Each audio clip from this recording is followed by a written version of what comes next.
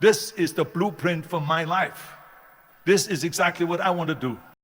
Nobody believes in you. You've lost again. I told you. It's not over until I win. Wants to be king. Go get it. And the way we have set it up is that I'm going to talk about my first 3 rules right up here on stage. And then I'm going to sit down with Jürgen, and he's going to talk to me about the last 3 rules. Because there's 6 rules basically that I always have laid out, that are the rules of success. Now let me get right away to the first rule of success. The first rule of success is to have a vision. You see, if you don't have a vision of where you go, and if you don't have a goal where you go, you drift around and you never end up anywhere.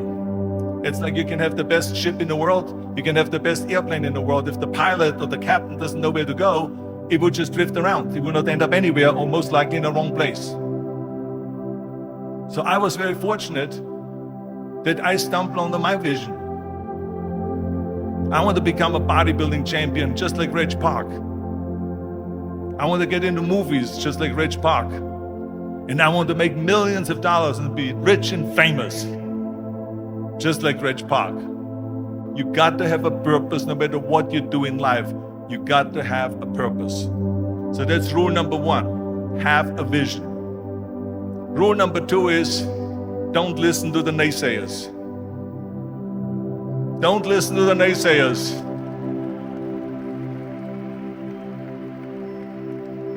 Everything I ever did, the thing that I heard out of people's mouth was, that's impossible. That can't be done. Or no. I remember when I wanted to be a bodybuilding champion, including my parents and everyone else around me, said this is impossible. Why don't you become a ski champion? That's what they do in Austria. Or a bicycle champion, or do some track and field. You can't be a bodybuilding champion. That is exactly what I heard, and of course I proved to the people that it can be done. So whenever someone said to me, it can't be done, I heard, it can be done. When they said no, I heard yes. And when they said it's impossible, I heard it is possible. Because I am a strong believer.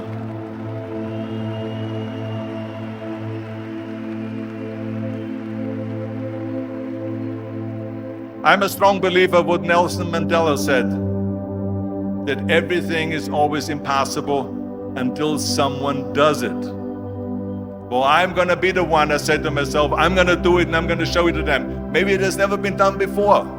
That's perfectly fine with me. But I'm going to do it. And I did not listen to the naysayers.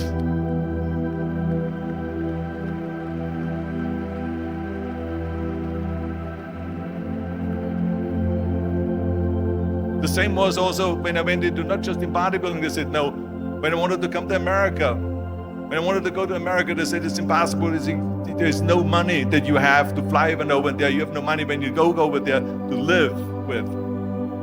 And what do you think, they're going to wait for you? There are plenty of big bodybuilders over there. It was all no, no, and it can't be done, it's impossible.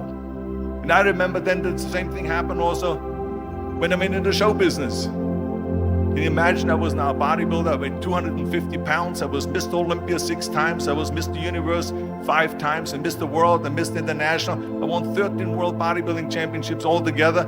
And now I said to the agent, the Hollywood agent, I want to get into movies. He said, that's funny, Arnold. I asked a studio executive, I say, I want to get into movies. I want to be a leading man. He started laughing. So this is why I say don't listen to the naysayers. And the next thing, the third point that I'm going to make to you is, before we sit down with Jürgen and talk about the rest of the 3, is work your ass off. There is no magic pill. There is no magic out there. You cannot get around. You have to work and work and work. I can tell you, I've watched the day for half an hour, Jürgen and his wife that put on this show, this great event here. They worked their ass off to put this together. All year long they work and they work and they work. This does not come together by itself.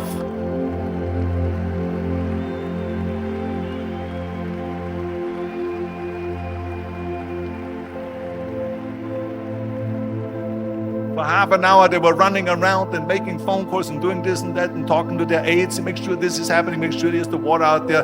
Talking about water, love water. Make sure of this and make sure of that and all that stuff. So it's work. And it drives me crazy when people say they don't have enough time to go to the gym for 45 minutes a day and work out. Or to do something for 45 minutes to an hour a day to improve. If it is physically improve or if it is mentally to improve.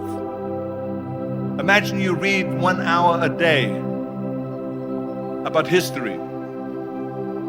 How much you will learn after 365 hours in 1 year. Think about if you study about the history of musicians, of composers, how much you would know. Imagine if you would work on the business, on some business that you want to develop every day for an hour. Imagine how further along you will go and get. So it drives me nuts because when people say we don't have the time, we have 24 hours a day.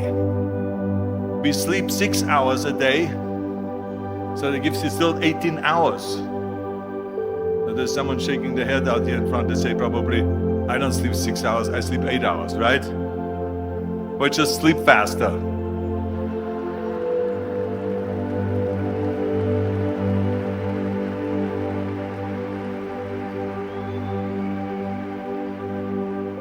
So we have 18 hours a day. The average person works around 8 to 10 hours. So let's assume it's 10 hours, so we have 8 hours left. Then you travel around an hour a day, maybe 2 hours a day. So now you have still 6 hours left. So what do you do with the 6 hours? What do you do with the 6 hours? Then we eat a little bit, then we schmooze a little bit, talk a little bit to people and all that stuff. But you can see how much time there is available if you organize your day. So you got to work hard. I mean, let me tell you something. When I went to America, I went to college. I went and worked out 5 hours a day. And I was working on construction. Because in those days in bodybuilding, there was no money. I didn't have the money for food supplements or anything. So I had to go to work. So I worked on construction. I went to college. I worked out in the gym, and at night from 8 o'clock at night to 12 midnight, I went to acting class 4 times a week. So I did all of that. There was not one single minute that I wasted. And this is why I'm standing here today.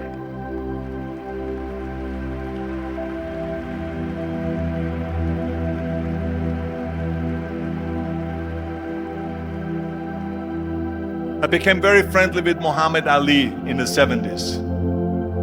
And Muhammad Ali worked his butt off.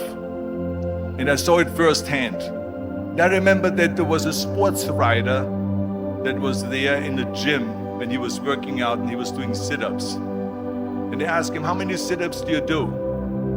And he said, I don't start counting until it hurts. Now think about that. He doesn't start counting his sit-ups until he feels pain. That's when he starts counting. That is working hard. And so you can't get around the hard work. It doesn't matter who it is. As a matter of fact, I believe what Ted Turner said, work like hell and advertise.